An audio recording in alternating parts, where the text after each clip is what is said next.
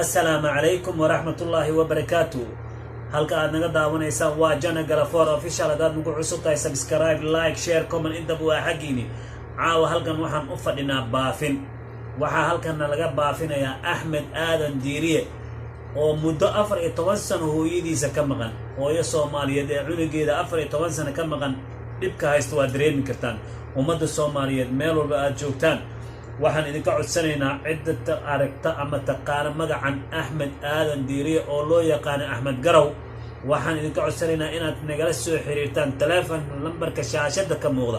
hooyo Soomaaliyeed cunugeeda intaas ka maqan walaalayaal waa dareemi kartaan. waqtigu ugu wardambaysan waxaa lagu sheegay gaalkacyo.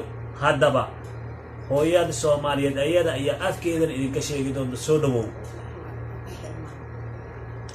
السلام عليكم ورحمة الله وبركاته. أمد الصوماليات ميل كستو أمد سقيل كبير واني السلامة. السلام عليكم ورحمة الله وبركاته. السلامة.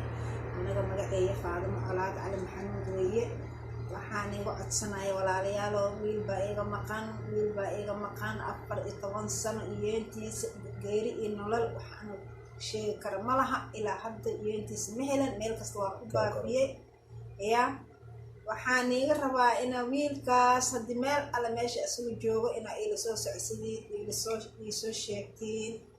waxaan iga rabaa markii kugu wardambaysa xagee lagu sheegay waxa lagu sheegay gaalkacyo lagu sheegay gaalkacyo laba habeen ayaa soo dhaxnay oo asig raadiskiisa ah waan wayne wiil oo isla soo baxeen Ismaaciil la yiraahdo aan aragnay aniga activist anako isla socono Ismaaciil kiyaan wacnay إسماعيل ونيو أحمد أنت شيختا أحمد هذا مجيو سفر وقومقني هاي أيام يرد مركز نمبر كي أكتبيس أيا لو صور ريوي مركز سفر كي ما هذا نمبر كان أنا لو صور أواي هاي إلى حد واحد صور عملها الحمد لله إلهي نمبر ماشي سأله فأمانية مركز عني وأسرع ولا عليا لو ويلكاس أدون أنت الحمد الشكر المكرم بالعالمين تي إلهي نقدر سنوان أدون نولي هاينا meel ala meeshii asugu nool yahay ina ila soo socodsiina rabaa waana shaashada ayaa ku aragtay numberka activities iyo numberkeeda. assalaamu calaykum warahmatullaahi wabarakaatuh.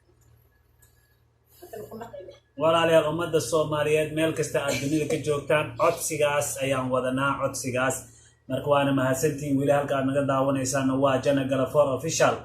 halkaas iyo sidaa iyo nabadgelyo. wassalaamu calaykum warahmatullaahi wabarakaatuh.